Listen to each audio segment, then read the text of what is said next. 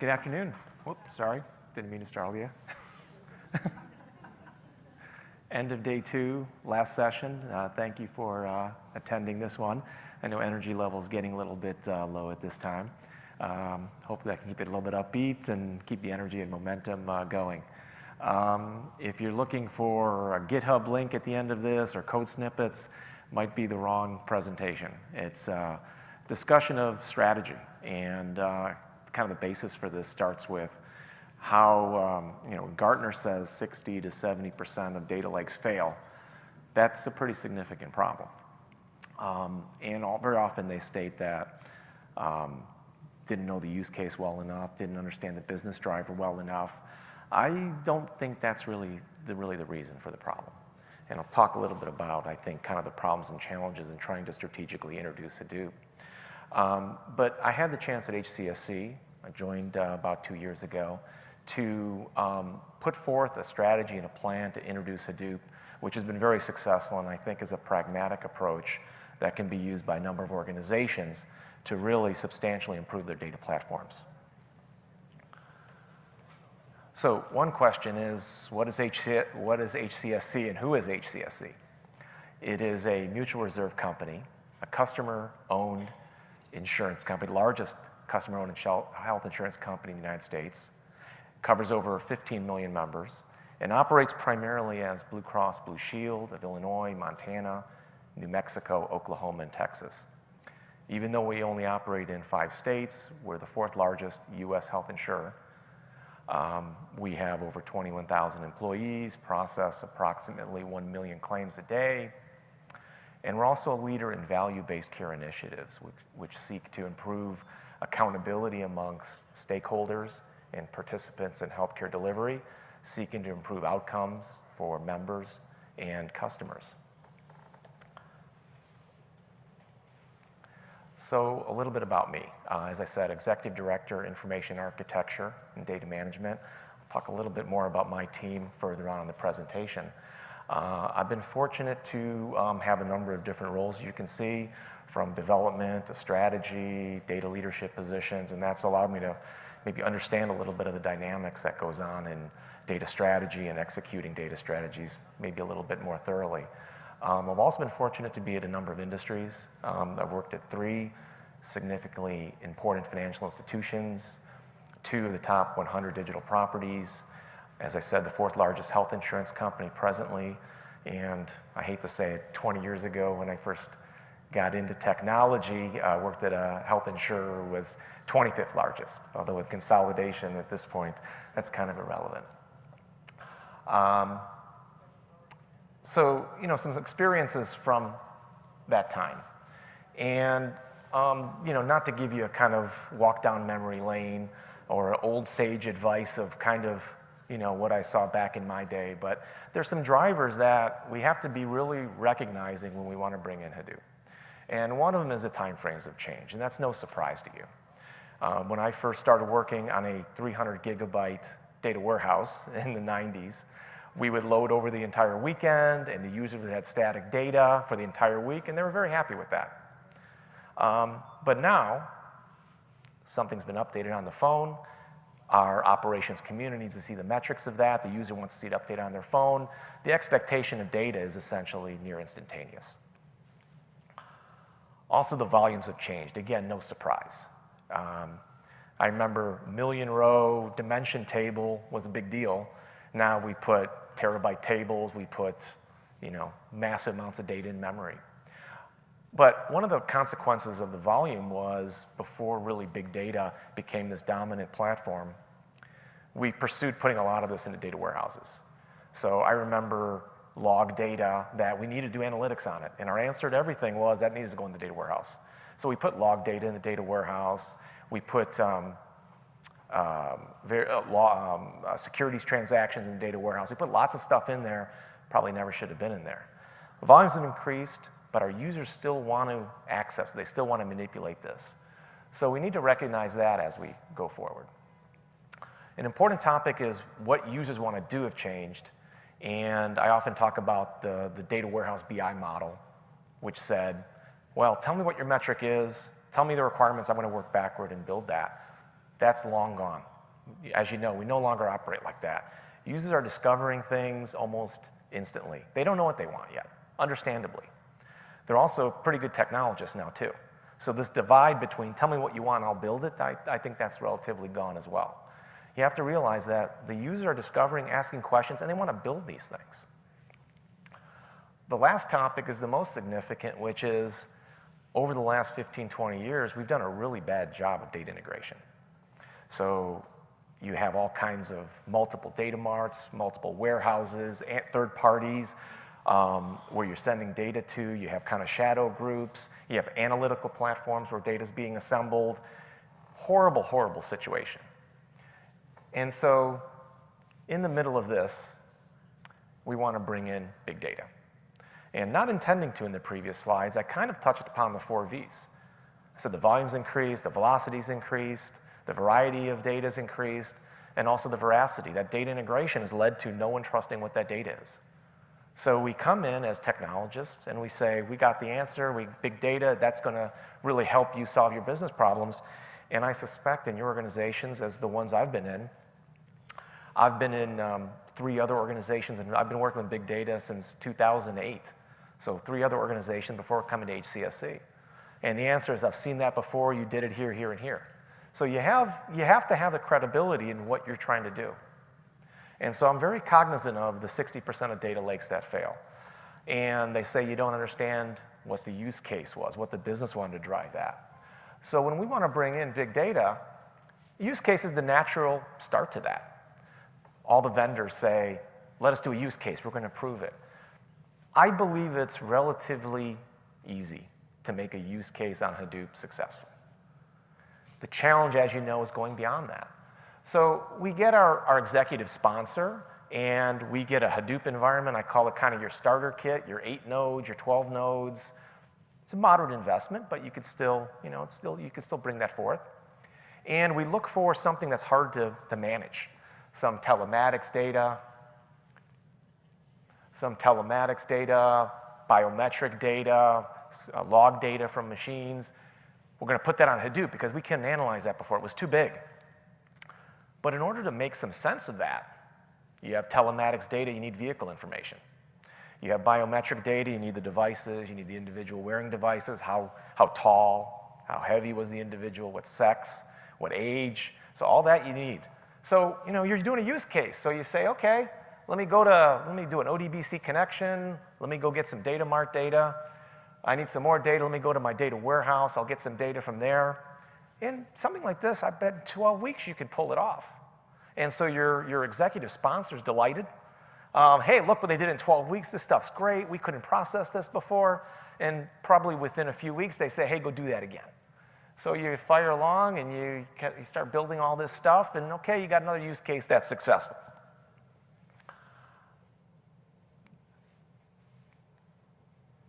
I got 2 clickers here going on, so I apologize about that. I'm trying to keep track. All right, and then the other problem is there's security, there's multi-tenancy you have to deal with, and maybe you have an infrastructure group that really you don't want to deal with governance. They just say, hey, it's easier if you have your own environment. So they spin up another Hadoop environment. So you have this situation going on. And so this is the slide that we show to our CIO, and we say, okay, this is what we got going on. Simple, you got an ODS, data warehouse, marts, apps, the nice pretty picture that you show in the PowerPoint. But the reality is you got something like this going on. Whoop. So, this is a simplistic view. You got the shock and awe photo. But you have applications which go get historical data from a mart. You have your functional teams that pull things in these analytical platforms. You have maybe another database that there's functional teams that they're pulling data themselves. They're using visualization tools that federate the data, and they're doing things themselves. There's a variety of ways your data is moving around the organization that is really a mess, getting back to the data integration problem. And so by creating more Hadoop, by fixing ourselves to the warehouse data, to the data mart data, we are now dependent on the time delay in that data. So now we're waiting days or more. We are dependent and we are subject to all the business rules that it got to that point. So there may have been filter exclusions. There may have been other biases put upon that data. And it also makes it really hard to retire that data too. So I'm sure you have a lot of things in your warehouse and your marts that you don't want there. So we're kind of stuck into this problem. So maybe another answer is you say, well, you know, we have a way to handle that. We have enterprise programs. So let's get a program together and let's work out the data governance organization and the stewardship. Let's work out what the data quality rules and security. What are the roles?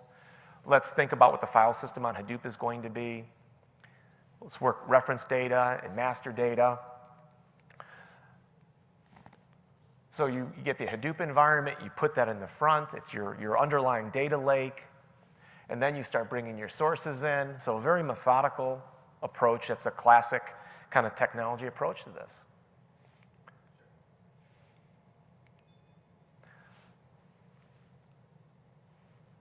So, you know, in order to do that, many of you have been involved in programs, and in some of the firms I've been at, 200,000 employee type firms, you have your program manager and you have your various projects. I have the infrastructure delivery, I have the security, I have the data governance build out, and you have a very long program that builds this out because it's very sizable. And of course, such a program has to have kind of all these steps. And of course you have to work out the governance. I'm just kind of spitballing a kind of projected plan here, but you have to work out the security, the file system, the access environment. You got to get those servers, Kerberize them. Then, you know, you can't load transactional data. You need reference data and master data. And I'm suspecting your organizations are like the ones I've been at, which is someone doesn't like this reference data and they got their own set someplace else, and you're going to have to deal with that. Master data isn't completely under control yet. Product, I'll probably say, whoever's got product worked out, I'd love to chat with you later. That's always a problem. So you got to work through those traditional problems. And then probably year 2, you can actually land your first subject area.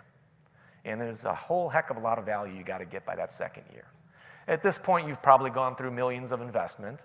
And the thing I get worried about is these multi-year programs with multi-million-dollar investments, the benefactor gets a little tight with the pocketbook at that point. And then you start to kind of cut some corners and the enthusiasm kind of wanes. So I get a little nervous about big programs, and you know, we're all, you know, somewhat small room here, so you know, we're a little fat and lazy on some of these programs too. It's just there's this natural projection and we're not really tied to what's kind of delivered. So I get worried about this too. So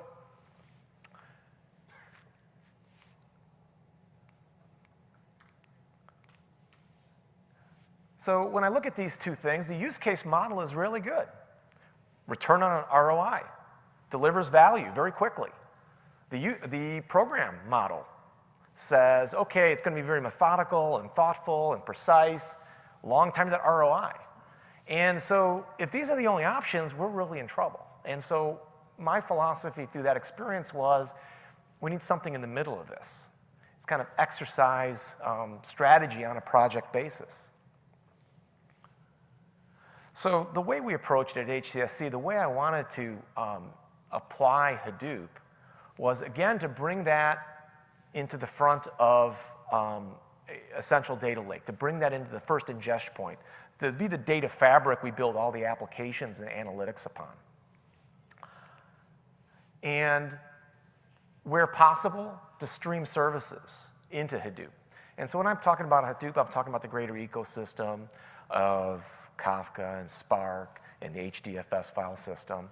And we all know batch is an artifact of this behavior of, well, I need this static representation to load some environment. And we all know that's gone now, especially if you want to provide alerts and fraud detection and to be real time. You're going to need to be real time on these data streams. So we pursued streaming data wherever we could. But instead of going to the data marts and the data warehouse to take data, we're really reconnecting those assets. So we look at use cases and opportunities to reconnect these so that we can retire some of these redundant flows. We're actually interleaving that into the ingestion. Now, what happens is you probably have data marts, or let me put quotes on that, data marts, which are a reflection of sandboxes. So some of the data warehouse vendors, or there's a need of, I need a place to play around it. And you never get rid of these things, because as soon as they create some value, they won't they won't easily give that up.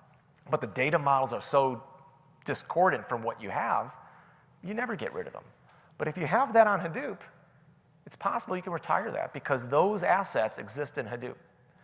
People will act in their best interest, which is, if I don't have to go to 4 systems and do FTP of data and do extracts when I get in at 8 in the morning or something like that, and I have the data all there, all I got to do is write code, people will do what's in their best interest. And so there's the opportunity to retire data marts. There's the opportunity to say these assets exist in Hadoop, and essentially your cost structure is lower if there's chargebacks. If the impediment, it's easier to be in Hadoop, they will gravitate that way. Another area is, once you have the data assets in Hadoop and you're doing the integration, I mean, what is your stage environments in these systems anyway? Truncate, insert into these stage tables, and then we eventually do integration and load. If you're integrating in Hadoop, you can just go right to the semantic layer. So you can move a lot of these stage areas, retire space on your other relational systems. You can take what I would call kind of dead archives, where someone said you need to deposit this archival data because we have to go back to it. You can move that to Hadoop. That's an easy movement. You can look at assets which now exist in Hadoop, which are no longer core to what these systems do. And I'm a big believer that there's still a need for these relational systems, and I'll talk about that in a moment. But you can reduce the size of those systems and really rationalize a lot more of that yarn ball that we're dealing with. I really believe that all the debt, I mean, I think about, I'm kind of aging myself a little bit here, but I started getting involved in data in the 90s, and the mainframe wasn't that old of a technology then. So we went from a cycle of, we have a mainframe, it's great, we can process, to it was too hard to code in it. Now we got the relational environments, and we have Ralph Kimball's data warehouse toolkit, and now we're unleashed. And so we went through that phase, and now we're in the big data environment. So you have 2 cycles of lots of stuff that should have been retired that haven't been retired. And I think about an organization like HDFC and others. We've been around since 1936. Many of you have lots of things out there that need to be retired. And I just am uncomfortable with the debt of carrying that forward and not addressing that. So this approach has many strategic benefits. I'm trying to catch the other one up here, sorry. So one, the idea of the ubiquitous data assets. So in the keynote on Tuesday, the conversation was about the modern data architecture. I don't like the term single source of truth, but a single data lake with the assets, with all the variety of things that people would ever want to reconstitute. So getting back to users are doing a variety of things. If our users want to look at the relationship of mental health utilization to changes in their pharmacy prescriptions, they may come up with that. Today, they're going to take that data and they're going to take it some other area and play with it and deal with the file system file system constraints. Otherwise, in Hadoop, with the tooling, go discover, is there something there?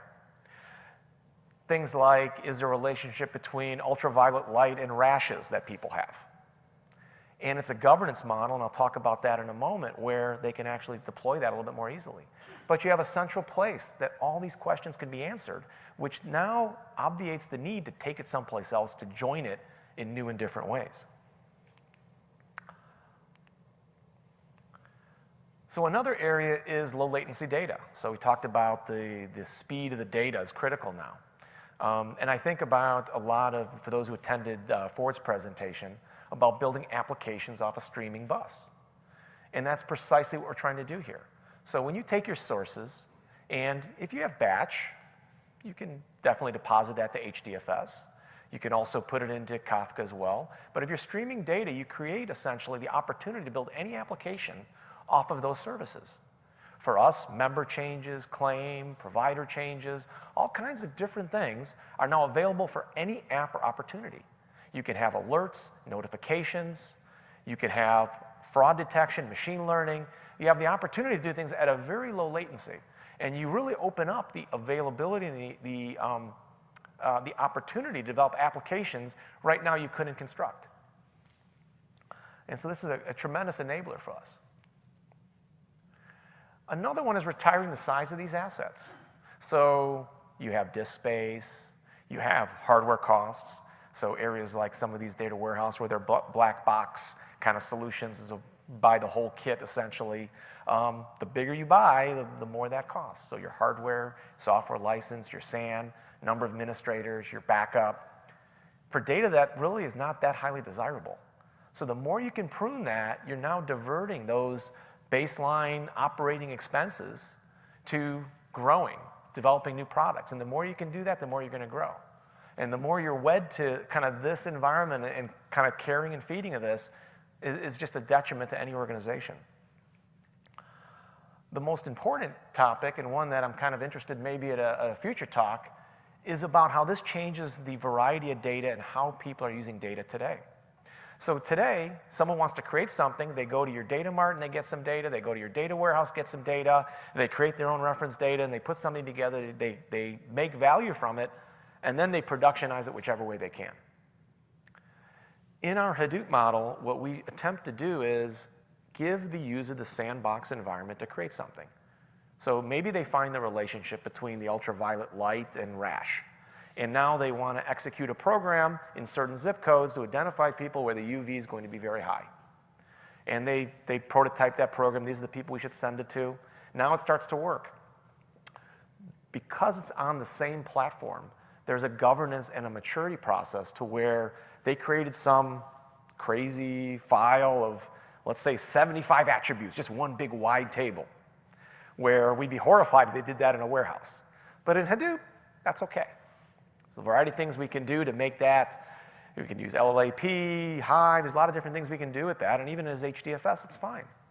So, but we move it to a more governed area, so we say who the steward, metadata management, governance around that. Maybe we had data quality, there's a common tooling, SLA, batch scheduling. And so now we can get that creator, that data producer, someone who discovered the data, give them a way to operationalize the data without them being wed to it. Also, it's now available for everybody else to use. It's cataloged, it's in a more accessible area. And then there's also an enterprise area of our Hadoop environment where we essentially say this is kind of highly certified data. And then if you take the data to its limit, it is we want to aggregate this data for employer reporting. Common, iterative, consistent data access where it's prototypical of a star schema relational model. I have this index, I want to aggregate it, group by, perfect for a warehouse. So you have a situation in this kind of model where you can develop, if it doesn't work, move on. But you can develop from Hadoop and move to a data warehouse. So I'm a little bit behind schedule here. So looking at the three opportunities, that business program does still require a lot of planning. To plan each step, to be strategic. And I eventually have to copyright this, but the kind of term I use with my team is architecture by 1,000 correct decisions. So we're executing architecture within projects. And it's challenging. I'll talk about that in a moment. So I need to get into what does HCSC look like to execute this? Because people ask me about my experience at HCSC, and I say, you have an executive leadership that really wants to drive this change. You have a business, and I don't like to use the word business and technology, so I'm going to use functionally aligned groups. And you also have an enterprise that wants to fund it. And those rarely come together all at one time, which is the topic of this conversation, which is it takes a village. So I'll talk about these. You need the technology alignment, you need the functional alignment, and you need strategy and execution. And so another quote that sticks in my mind a lot is the Sun Tzu quote, strategy without tactics is the slowest route to victory. Tactics without strategy is the noise before defeat. So you have to have both of these pieces together. So let me talk about our leadership. So our CIO, Steve Betts, was quoted in CIO with the title Business First and IT Second. He was a CIO of the Year finalist in Chicago CIO. Quoted in Business Edge, days of demonizing shadow IT are behind us. And in Forbes, CIO of the largest customer-owned health insurer in the US reinvents himself in IT. So that gives you a sense that you have a technology leadership which is not give us your requirements and we're doing the status quo. It is we're fully aligned to drive value for the organization. Very critical. And in my conversations with him, it is what do I need to do to help you advance your strategy? And that's so powerful to have that kind of support. Our CEO, Paula Steiner, produces video, intranet site, says data and technology is a strategic imperative. So you have an incredible direction from the organization's executive leadership, which is saying, we need to be doing this. Helps us quite a bit. So the strategy and alignment, and primarily, let me start with the functionally focused area. So our functional teams, our business, including technology, is categorized into distinguishable portfolios, each with granular products. So, for instance, maybe something like our government business would have a certain product around, let's say, a government program. Both portfolios and products have functional and technology accountabilities. Similar to, if those who are familiar with the CEB new digital operating model, which is you have a product silo, you have product column, and you have technology aligned to all of those, and you have supporting structures from your PMO, your infrastructure, and security. And the first time I saw this in the fall of last year, I said, that's exactly what we're doing. You have this incredible alignment to these portfolios where, and within my team, within the technology-focused area, we're delivering on enterprise information management. So my team includes the information architects, all the information architects at HCSC. And they're involved with the data platform strategy, data integration strategy. So what platforms need to be increased? What platforms need to be retired? What's the data movement we want between different systems? And they articulate that at an enterprise level, strategically, at a portfolio level, and within various projects. My team also includes the data modeling team, the entire data modeling team at HCSC, and that group is involved in the content strategy. And they operate a little bit differently than I think a lot of yours do, in that most data modelers, I model on the data warehouse. I model on this platform.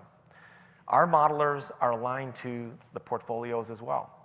And our modelers will model, for instance, claims. And they're going to model claims in the transactional system, in an XML feed, in a fact table, in HBase, in an HDFS Hive file, and they're focused on this content and how it's consumed. And so it's a wide variety of skills, and it's also what's the right relationship with that content, and they inform the data architect on this is the right place to go for this content and has what you need, or I wouldn't use that data for this reason. So that all exists within my team as well, including a stewardship group which transcends primarily the, I would say, master data aspects. So I have someone who specializes in product, and product transcends the organization, and they communicate what modelers and architects do against what the business expects out of that, which is a common refrain. You don't understand how I use the data. These people do, and they can speak both languages. So the strategy is very essential here, but the strategy can't be successful without the execution. And the technology organization at HCSC, we needed to change. And so getting away from the order taker mentality, we've gone from, okay, waterfall requirements to things like Agile, XP, Scrum. We're also a participant in Cloud Foundry. We have innovation labs separate from our actual main floors in Chicago and Dallas. And for those who are familiar with the Chicago area, we also participate in the technology incubations that go on at the Merchandise Mart. We've moved from the cubicle type environments to the open floor plans, which are very common in the Bay Area. And having done a lot of site visits in this area, I understand the vibe, and it's so powerful and energetic what is going on in those teams. You have the functional person, product person sitting there with the architect, with the IT product owner, and everyone is collaborating within the same space. It's not a situation where everyone's on the phone in conference calls.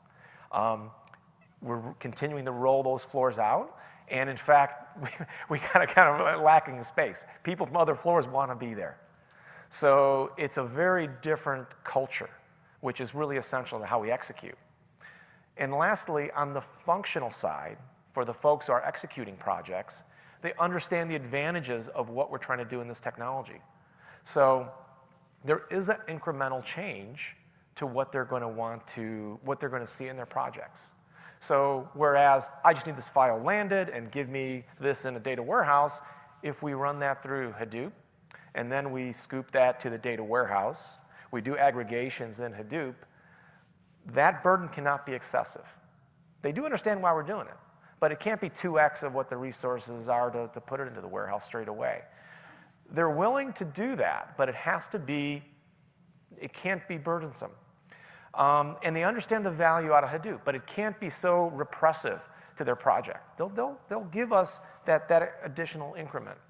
And much like in your shops, the architects still need to persuade and negotiate and do all those things still.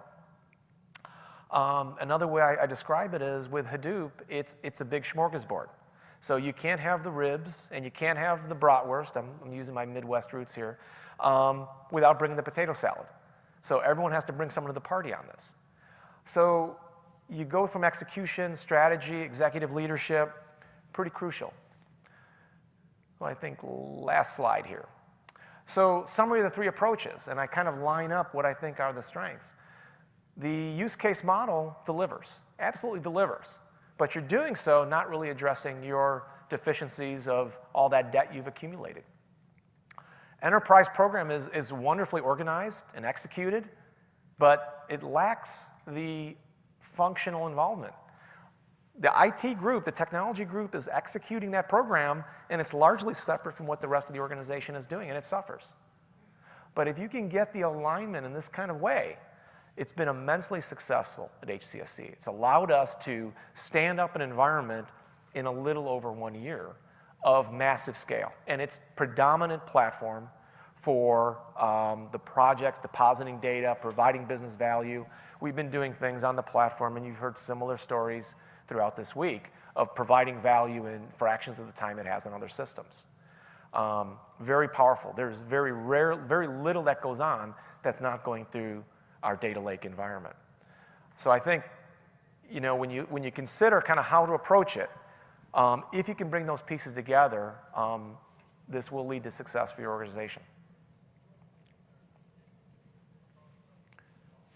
All right, right at 45. So, any questions? All right, I got one over here. Security? Security was a good time. So we had in 2015, we had an environment stood up when I arrived. And it was a big factor in my coming to HCSC is it was not a question of we want to do Hadoop. It was basically we need someone to lead the strategy. So they had a Hadoop environment, wasn't Kerberized, didn't have Ranger, all the other things on it. So we had to Kerberize it once we started loading things to it. Very hard. Very hard. But yes, fully, all the security things I went to the Mayo conversation, a very good discussion on it. There was also one Hortonworks did on Knox, Ranger, all this. Yeah, everything, we've done it. So we've gone through that process, Kerberized it, Ranger policies.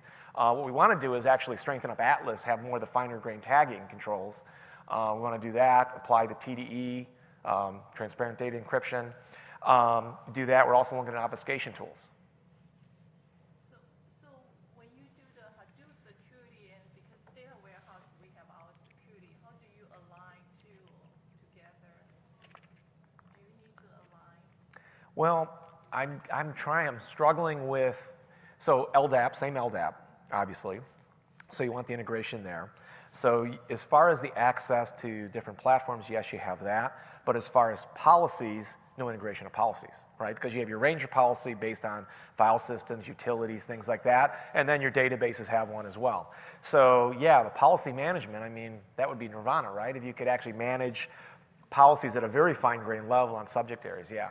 But I mean, I think, you know, for myself, coming from financial services, the end game is essentially everyone, I mean, if the data spill out everywhere, you're fine. That's really the end game we're going for, which is there's a very small number of users who actually have sensitive data. And there's a break glass type of thing where data scientists go through 30 million rows to find 10 people that may have been undertreated, and then we can take that to another group and say, here's the actual people. And so that's really where we're trying to head to. How big is your team? So my team, I think about total with modelers, architects, and stewards, about a little under like 35, 37, something like that. So about 12 architects and I think about 14 data modelers. That doesn't have to 37. How big is your cluster, your Hadoop cluster? I'm just trying to, for sensitivity reasons, I don't think we want to really talk about that. But I mean, we're talking kind of more in the petabyte range. More in the petabyte range.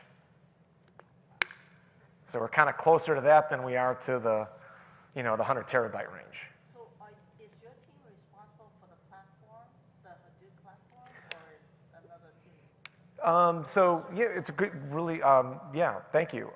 So my team, I think, largely has a strategy.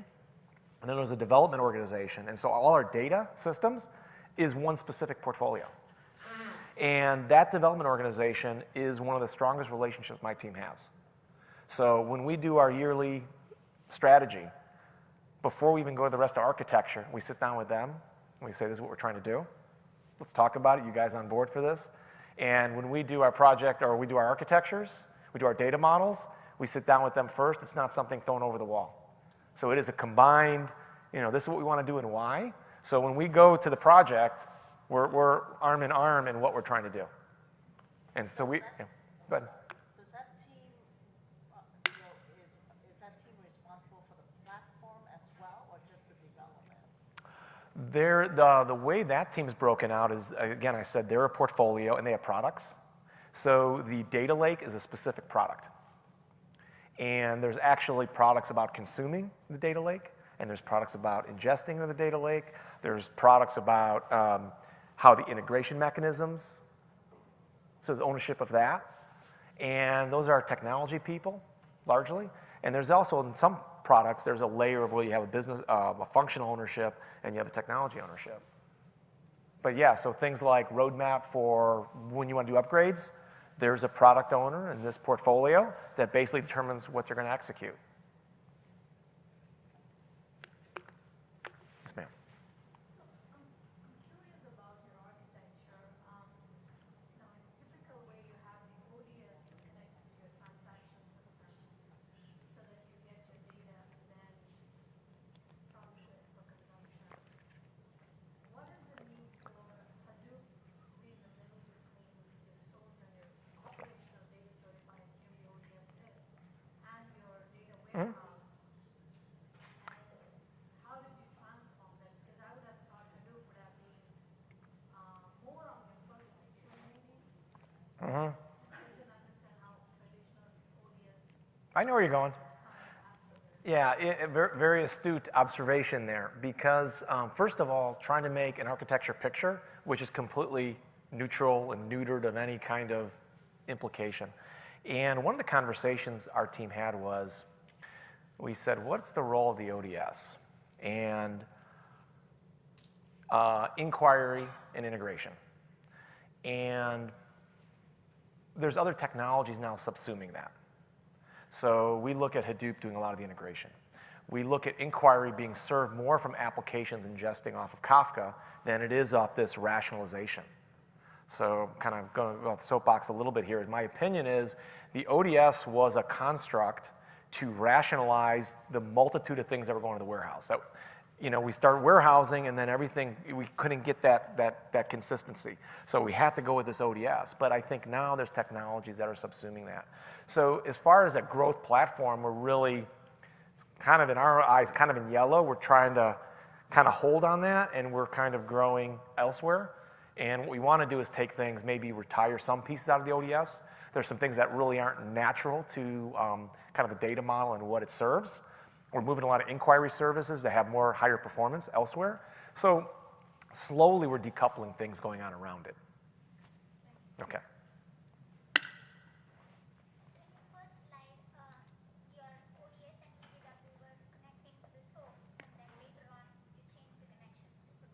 Mm-hmm. You had to rewrite everything that was there or try to take it on a use case basis? So our reconnections to the ODS are kind of less so. But the idea is if you are ingesting through, let's say, a Kafka, then you can kind of reconnect certain things that may have gone through like an MQ or something like that. We have a fairly elaborate architecture involved with populating our ODS. But particularly that retirement is a little bit more applicable when you look at kind of your warehouse methodology of where, okay, I got this file, drop and reload my stage table, and maybe I go to the integration table.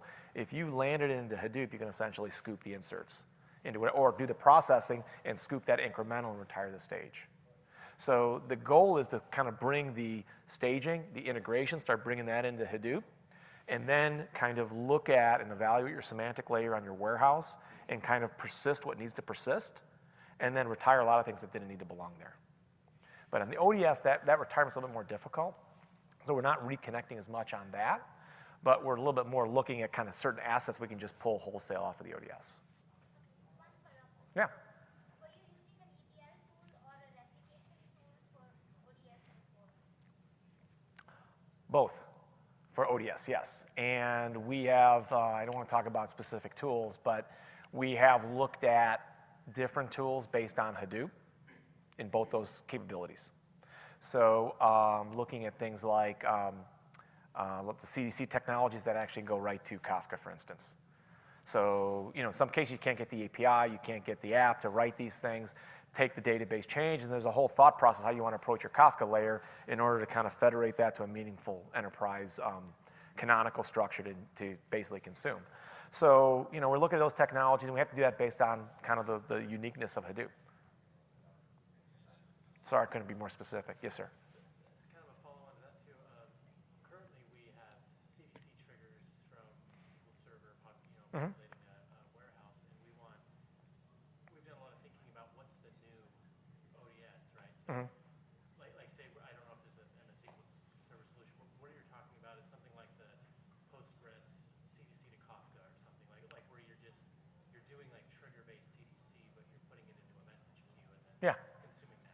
Right. So we have some systems where that's really going to be the most expedient method, and so you're going to do that work. So someone's got to give you a canonical message. So the CDC is going to give you all the table fragments, and you got to reconstitute it. Someone's got to do the work. Usually the app teams aren't really interested in, I'm going to write you this great message and do all that for you. It's very hard to get those put into projects. So you got to kind of take the the cheaper route. We still got a few minutes, right? No? Okay. So you got to take the cheaper route to say, okay, I'll take the CDC and do that, and I'll do the rest of the work. Because they're not that interested in helping you out. They got their thing, and you got to do your thing. Okay. All right. Thank you.